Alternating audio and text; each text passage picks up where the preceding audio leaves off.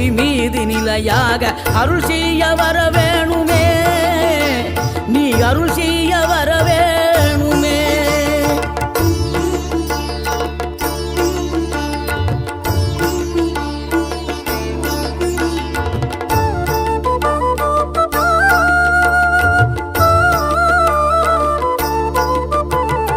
இகழ்தலையும் புகழ்தலையும் ஒரு முகமாய் கருதும்படி செவி உரைத்த முத்து குமரன், நீ வறுமையையும் வளமையையும் சமநிலையை உணரும்படி மதி கொடுத்த செல்வ குமரன். தடை 100 வந்தாலும் செயல் வெற்றி ஆக்கி தரும் தாராள குணம் கொண்டவன், நீ வலை வீசும் அறிவுக்கு தொலைவானவானாகி மாற